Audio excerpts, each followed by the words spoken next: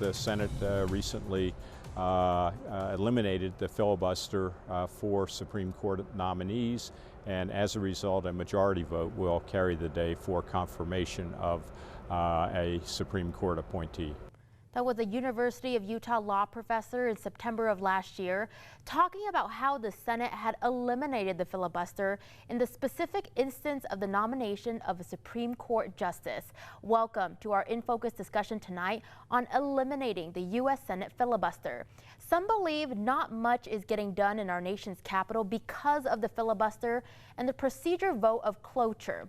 So what is the filibuster and how does it work? Joining us now live via Zoom is DAMON, professor of political science at Utah State University. Professor, thanks for making time for us on a Friday night, and welcome back to the show. Thanks for having me. Great to be here. Professor, for those that don't know, what is the filibuster in the U.S. Senate and what is it meant to do?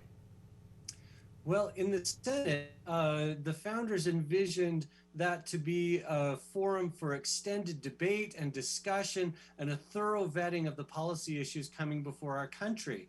And so the Senate was created to have few rules that limited the amount of time that an issue could be debated. So the filibuster is a name we've given to a tactic where one or more senators decide that they're going to keep using their prerogative to keep speaking and talking and debating to prevent a vote being taken on the issue. The only way to stop a filibuster and end debate on an issue and force a vote is to invoke what we call cloture. And a cloture vote is basically a vote where the rest of the members of the Senate in a reality TV fashion say, you have to stop talking so we can vote. And that's the basics of how the filibuster and cloture works. Thanks for breaking that down in simple layman's terms. Now let's talk about the timeline. When was the filibuster added to the Senate process? You know, that's a great question. The filibuster really evolved more than it actually was formally created. It was actually Aaron Burr in about 1805 that, as vice president, who oversees, is kind of the presiding officer of the Senate, Aaron Burr recommended that they remove any rules about how debate should end because he didn't think that was necessary. And at the time, I don't think most of the senators recognized what they were doing. And it was several decades later before anyone realized what this really meant. And it was at that point in time, as we get into the 1830s, 1840s, that we start to have senators say, hey, wait a second, if I want to just delay a vote from taking place, all I have to do is continue talking and debating an issue. And that essentially holds up the business of the Senate from being able to move forward and from a vote being able to be taken on a particular piece of legislation. Yeah, it's sort of like a loophole. So let's talk about how it started to be used extensively by John C. Calhoun, who was instrumental in the creation of the Confederacy. Yes, so John C. Calhoun was among the first to really recognize and utilize the full potential of these rules that created what we now call the filibuster. And the term filibuster wasn't even really invented or applied to this for probably another decade after Calhoun's first attempt. His first effort at using this was actually on a piece of legislation that would have created a Bank of the United States, in essence. And he didn't want to see that happen. He thought it would be bad for the southern states. And so he decided that he would try to see what would happen if he just kept talking and kept debating and prevented action from being taken. John C. Calhoun later repeated these efforts with things to try to prevent slavery, to shut down slavery and anti-slavery legislation. And ultimately, that kind of set the stage for the way that the filibuster could be applied in future legislative contexts. Professor, why do some Senate measures need to pass by a simple majority of 51 votes and some need to reach the 60-vote margin? How did the Senate make the distinction between what could be filibustered? That's a great question. And in fact, the House of Representatives had the filibuster for a period of time before they eliminated it as well. They eliminated it. But everything that passes through the Senate actually only passes on the basis of 51 votes, a simple majority of the 100 currently senators that we have serving. The filibuster requirement is only there when debate has to be formally ended. So any action that doesn't require debate to be halted in order to take that action can pass with a simple 51 vote margin. And so there are a few things like that. For example, we've heard a lot in recent years about the budget reconciliation process that was designed to help make it easier for Congress to pass budgets. If there are relatively minimal changes from what's been enacted in the other chamber, then the Senate once a year has the opportunity to consider something under budget reconciliation, and that doesn't require a motion to end debate. And so when something's passed by reconciliation, it doesn't require the 60 vote threshold. But nearly anything else, we've now exempted judicial nominees as well, but nearly anything else is going to require all 60 of those votes to shut down debate before you can move on to the formal vote on passage. Professor, about 30 seconds left, enough time for one more question. How hard would it be to eliminate the filibuster from the Senate processes? Are there other options for reform in regards to the filibuster?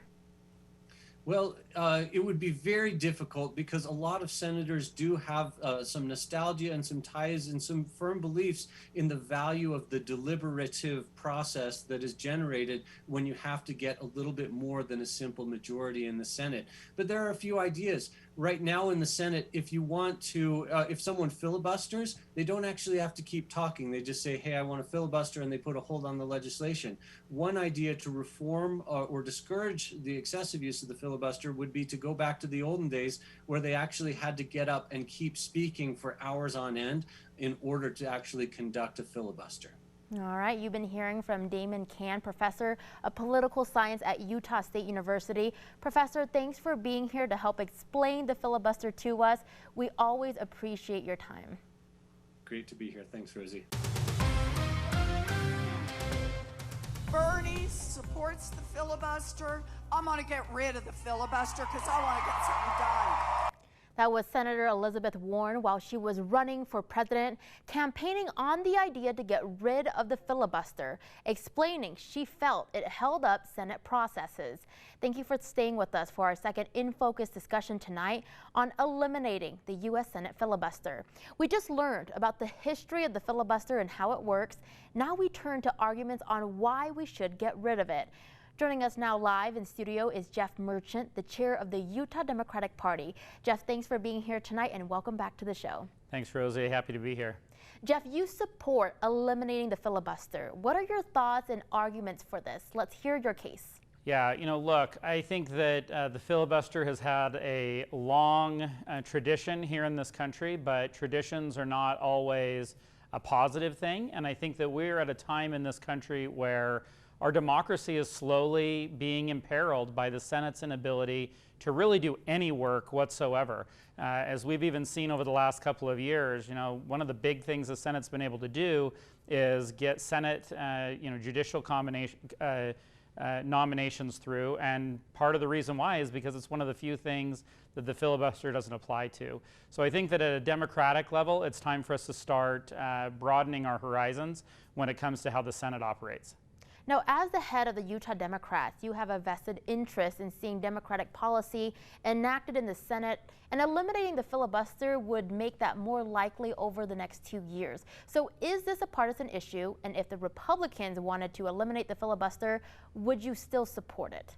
I think that's a really fair question, because I think we've gone back and forth for years over each side fighting and arguing over whether they're going to eliminate the filibuster. To be honest, I stand by what I said before, which is that this is slowly and now very quickly becoming an issue of democratic governance as opposed to simply a Republican or a Democratic issue. Republicans, just like Democrats, have been stymied at being able to get their agenda passed as a result of the filibuster. And I think that, you know, look, we think of the filibuster as this Mr. Smith goes to Washington, you know, dramatic expression of views on the Senate floor. None of that even happens anymore. Basically, all one senator has to do is have someone on his staff send an email to someone else, and the whole process stops. So I think that, you know, our romantic views of what the filibuster is simply don't exist anymore, and our democracy is at peril. We can't get anything done anymore. Why doesn't the debate happen? Well, I think a part of the reason the debate doesn't happen is because over the modern use of the filibuster has led to senators being able to just stop debate by requiring 60 senators to vote for it, and they don't even have to get up and explain why. You know, I mean, you don't even know necessarily who the senators are that are filing these filibuster, you know, emails or whatever they happen to be. I mean, it can be a conversation in the back room. And, you know, I mean, I have issues with the filibuster going all the way back to John C. Calhoun and some of the uses of the filibuster long ago.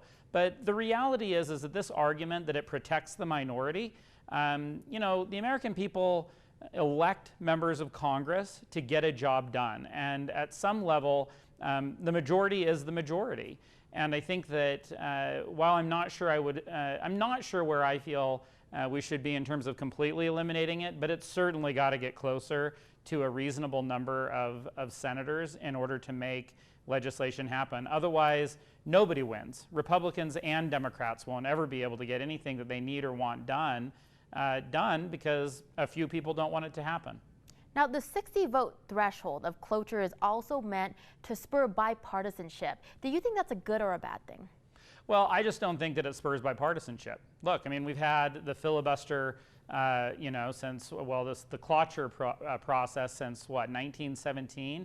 And I think that the lack of trust between Republicans and Democrats, starting really probably in the Clinton age, has slowly led to a time where this procedure is used nonstop on just about everything. There is no bipartisanship, and then there's also no solution to the problem, right? So we have all of these issues that we have had backlogged in the United States Senate for dozens of years, and as long as we've got the filibuster, at least in its current form, the Senate is a completely useless body.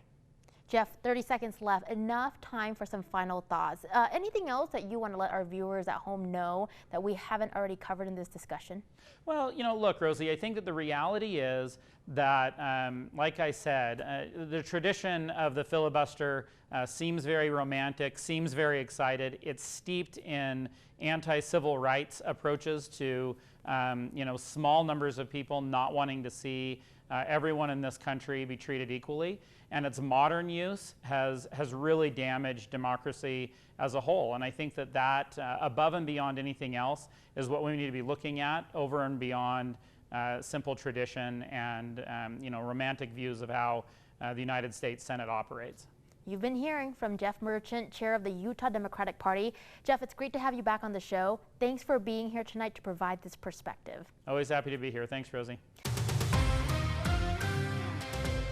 If we didn't have the filibuster, the minority would be nothing in this country. It would be just like the House, where a 51% vote just does everything. That was former Utah Senator Orrin Hatch back in 2016 talking about the benefits of the filibuster. Welcome to our third and final In Focus discussion tonight on eliminating the U.S. Senate filibuster. Joining us now live via Zoom from St. George is Jordan Hess, who is a former policy advisor to the U.S. Senate Steering Committee. Jordan, thanks for being on our show tonight. We appreciate your time. No, thank you so much. It's great to be on via Zoom from beautiful St. George. I wish I could be up there with you, though. I'm sure the weather, though, has got you feeling pretty good about being down south. All right. Perfect. Jordan, you are for keeping the filibuster in place as it is. Tell us why. For a couple reasons. The Senate was meant to be a deliberative body where they were supposed to have cooler heads, take time to really work through issues and find consensus. It's also a tool to protect the rights of the minority.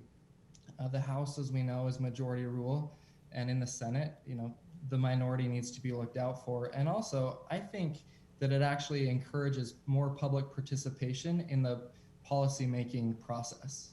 Now, if a bill requires only 51 votes to pass the Senate, why do we need a rule to have 60 votes to eliminate debate on the bill?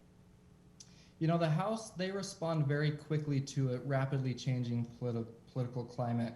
The Senate, on the other hand, they represent, in the House, they represent very specific populations, geographical, racial, etc. The senators, they represent an entire state with many different populations within that state. And so they need to find a way to find consensus, to really work through different issues. And the great thing about a senator is, no matter how large or small the state is, they have the exact same power as, you know, a Utah senator has the exact same power as a New York senator. And so for them to come together, find consensus, and really work through these issues is really important. Some of these issues last longer than, you know, just a 4-year presidential term. Jordan, how do you reconcile that the filibuster has already been eliminated for some votes, such as the nomination of judges? Yeah, it's an interesting question. I really wish that Senator Harry Reid in 2013 wouldn't have gone nuclear and changed the filibuster on the executive calendar. However, there is a difference between the executive calendar and the everyday legislation that goes through. You know, a president should have a say in who's going to be the Secretary of Education for 4 years. That doesn't concern me as much as, you know, immigration policy, land policy, water policy, education policy that lasts generations. So I see a little bit of a difference there between these votes that are more executive in nature and these votes that are more legislative in nature. Now, there are other ways that the filibuster is not allowed. Budget reconciliation, for example, which has been used by both parties to enact policies that favors it. Why shouldn't all decision-making be treated equally in the Senate? So the budget bill is actually a non-binding document. It's a framework, but then they have to go through the appropriations process to actually assign the dollars to different departments. So it's a non-binding document, and reconciliation is very narrow in nature. We just saw this week that the parliamentarian ruled that a $15 minimum wage was non-germane to the current reconciliation bill and therefore ruled out of order. So the budget reconciliation is very narrow. You can't attach immigration policy, healthcare policy, or education policy onto a reconciliation bill. So it's very narrow in scope. Jordan, some say the filibuster is used more as a tool to obstruct than create debate. Can you respond to that? Yeah, I think that debate should be done very vigorously. I think that it's not so much obstructing good policy, but preventing bad policy. And I think that that's where the difference between the House and the Senate comes in, is the House can act very quickly and move everything on a simple majority, whereas the Senate, I mean, that's why senators are only elected every 6 years rather than every 2. They're seen as a more deliberative, slower body that takes time to really vet things. And I actually look at it as a positive. Maybe the best option is for Congress not to act. And in my mind, that gives states and communities a better opportunity to work through these issues on their own at a more local level where they feel the impact more closely. And so maybe the best option is for Congress not to act and to allow the states and local communities to work through some of these issues. Jordan, you get the final word tonight. We have about 30 seconds left. Anything else that you'd like to mention that we haven't included in our discussion tonight?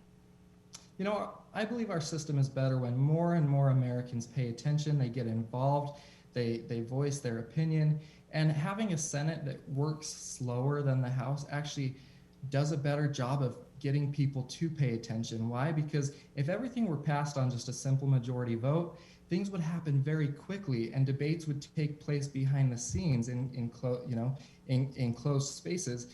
When the Senate slows things down, it gives the public an opportunity to get more involved, to pay more attention, to contact their senators and representatives, to voice their opinion. And I'd also like to say that it's not just a conservative idea to keep the filibuster in place. There are people like Senator Mike Lee who have tirelessly defended the filibuster for years, even when he was in the majority. But you see Senators Joe Manchin of West Virginia and Kyrsten Sinema of Arizona, even Joe Biden himself, when he was a senator, he spoke in favor of keeping the filibuster. So I think that it's a great thing. It's something that I think most people can agree on, and I think that it needs to stay for the betterment of our country. You've been hearing from Jordan Hess, former policy advisor for the U.S. Senate Steering Committee. Jordan, it was great to have you on our show tonight. Thanks for spending time with us. Yeah, thank you. Appreciate it.